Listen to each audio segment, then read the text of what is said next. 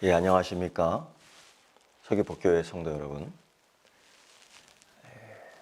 간밤에 평안히 주무셨습니까? 찬송가 325장 우리 함께 찬송 드리겠습니다.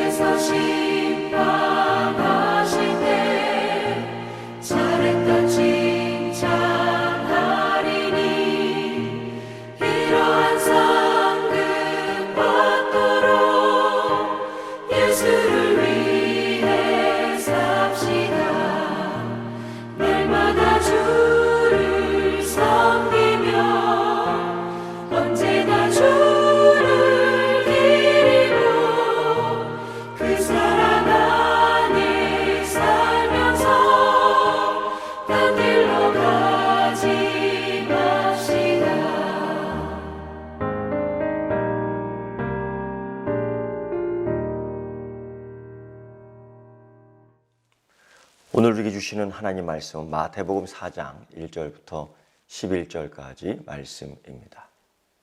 그때 예수께서 성령에게 이끌리어 마귀에게 시험을 받으러 광야로 가사 40일을 밤낮으로 금식하신 후에 줄이신지라. 시험하는 자가 예수께 나와서 이르되 내가 만일 하나님의 아들이거든 명하여 이 돌들로 떡덩이가 되게 하라.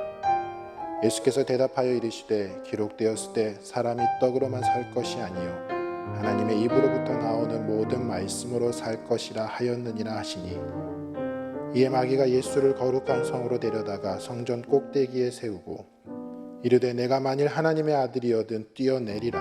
기록되었을 때 그가 너를 위하여 그의 사자들을 명하시리니 그들이 손으로 너를 받들어 발이 돌에 부딪히지 않게 하리로다 하였느니라.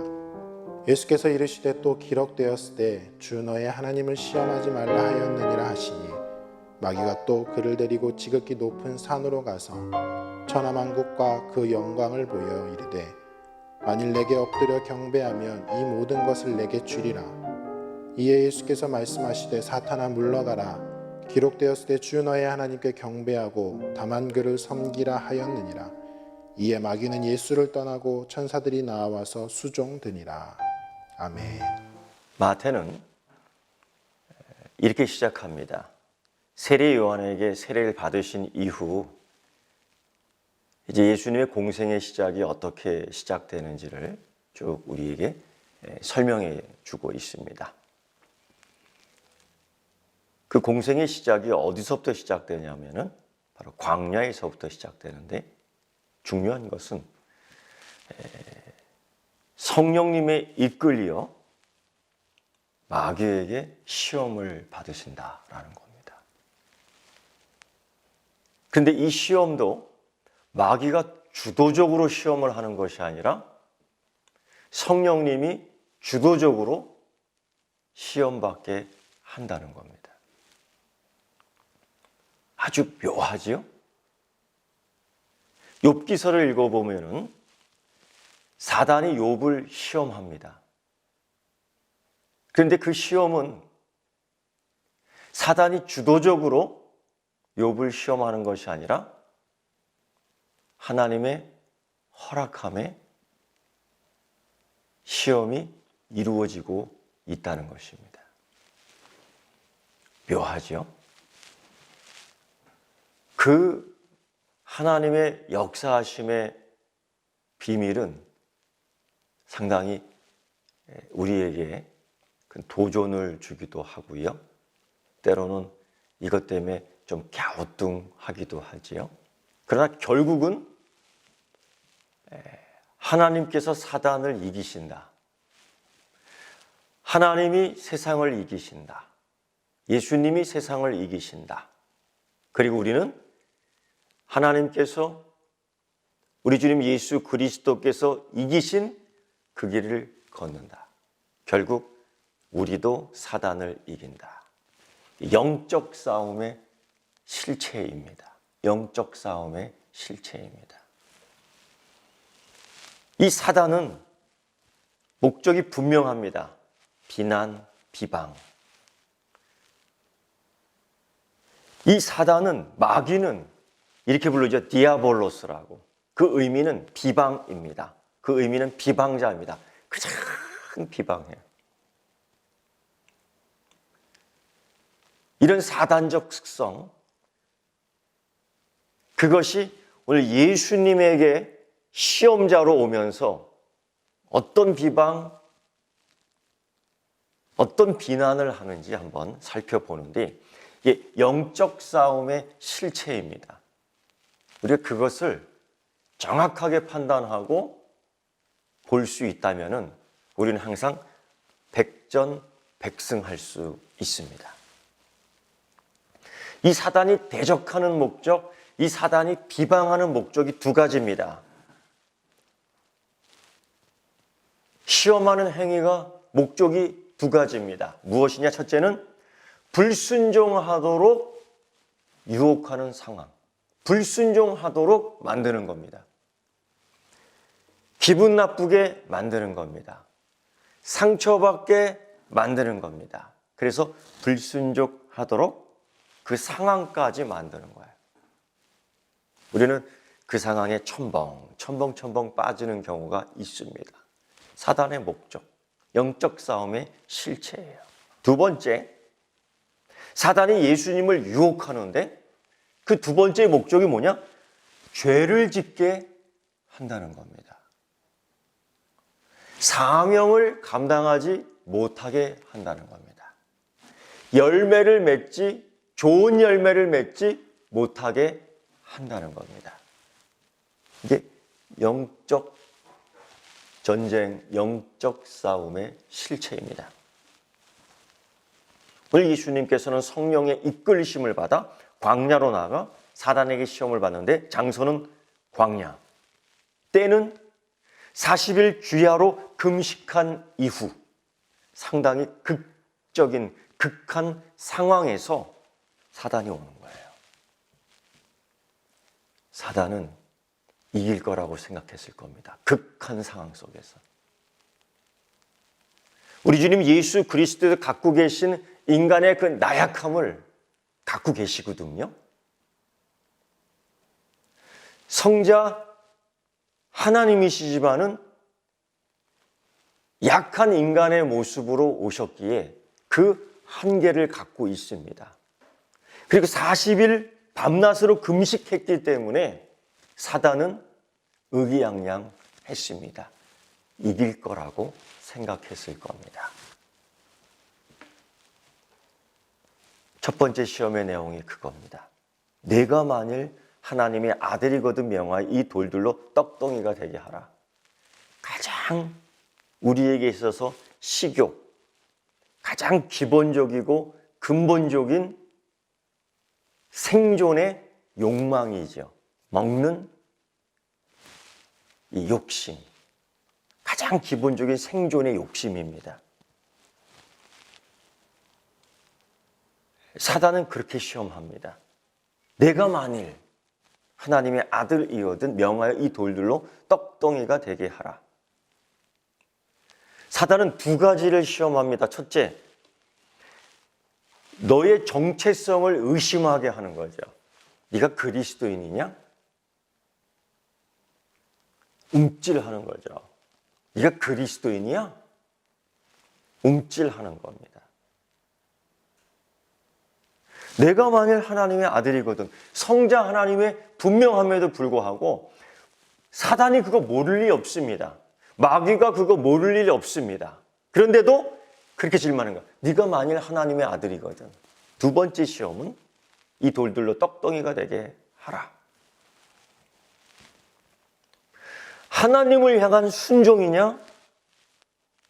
생존을 위한 또 다른 방법이냐? 이 갈등이에요.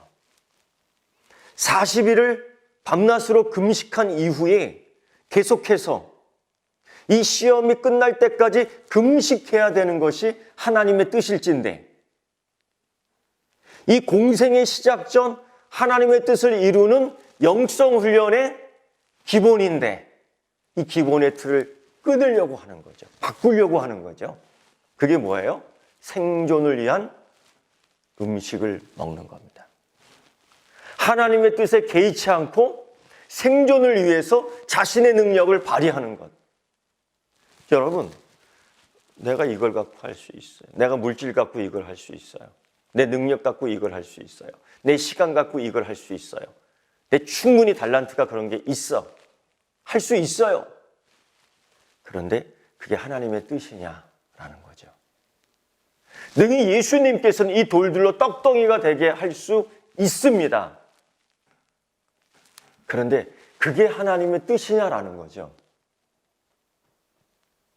가장 급한 건 40일 금식하고 난 이후에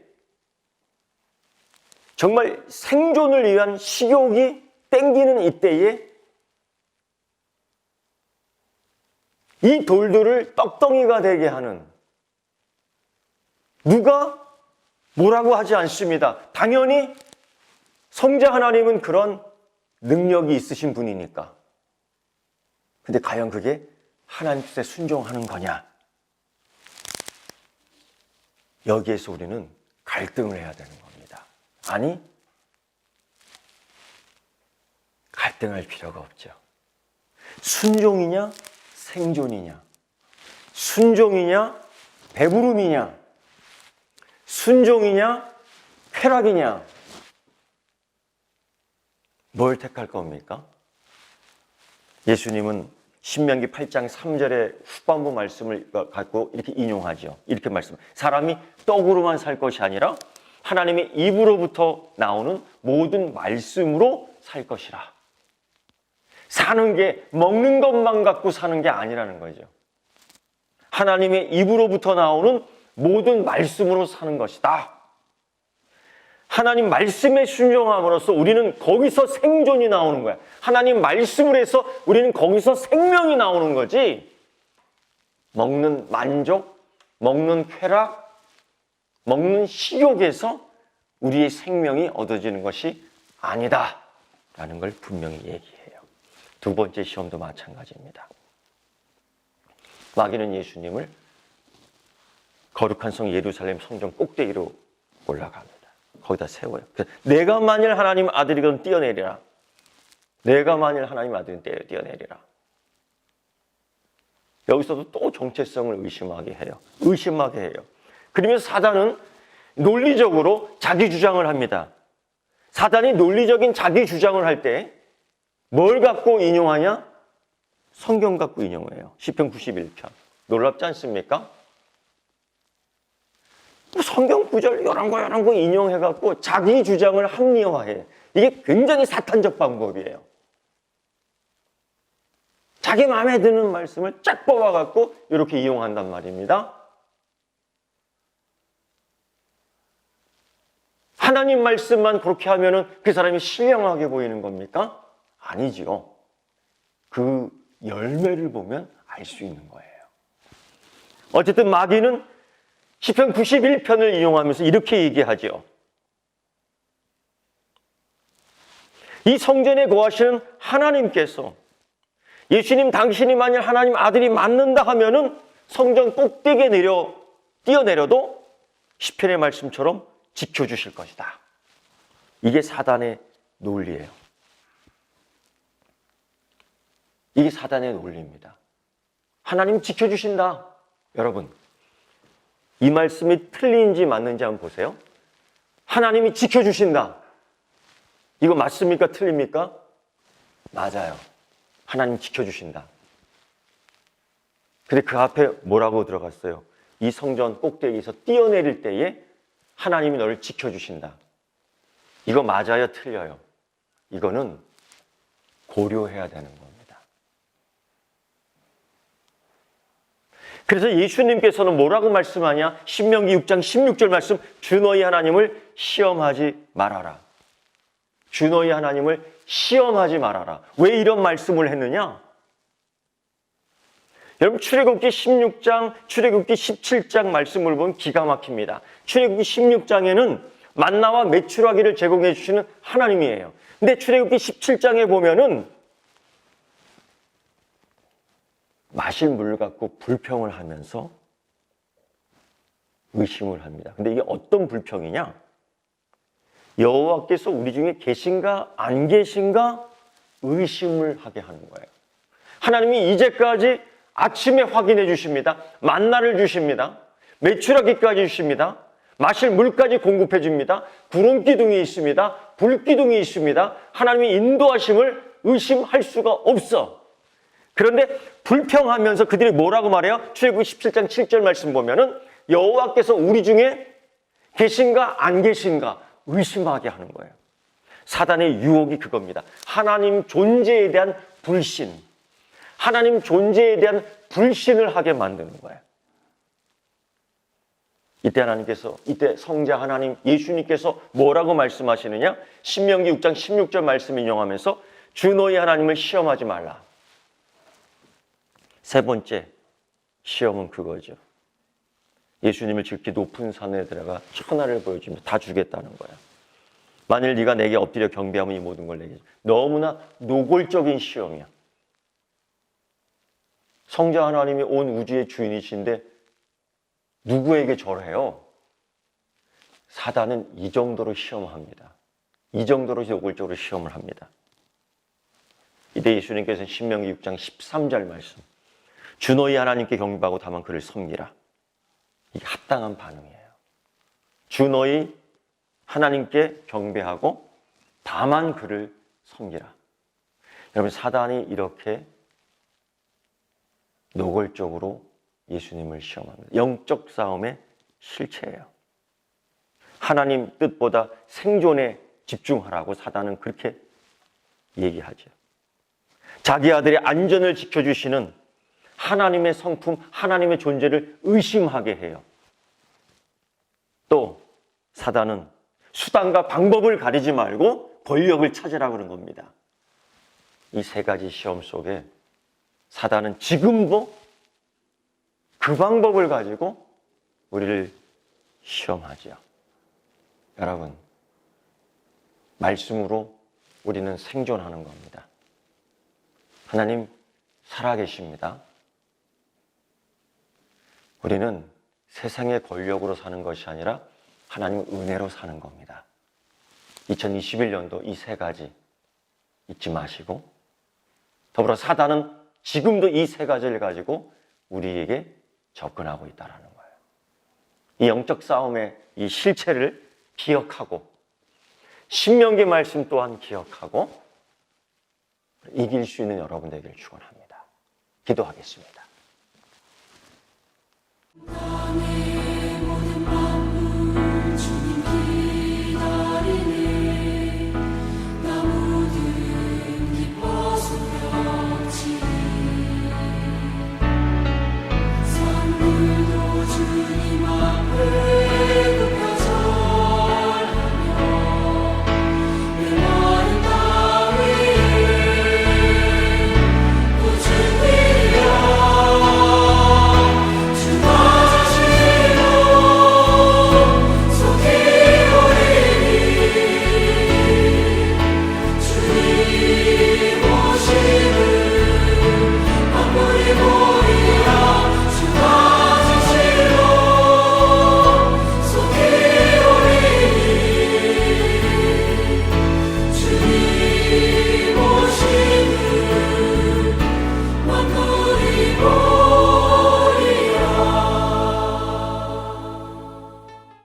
하늘에 계신 우리 아버지, 아버지의 이름을 거룩하게 하시며 아버지의 나라가 오게 하시며 아버지의 뜻이 하늘에서와 같이 땅에서도 이루어지게 하소서.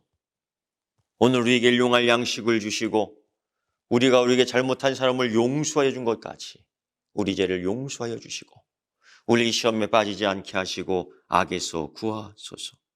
나라와 권능과 영광이 영원히 아버지의 것입니다. 아멘.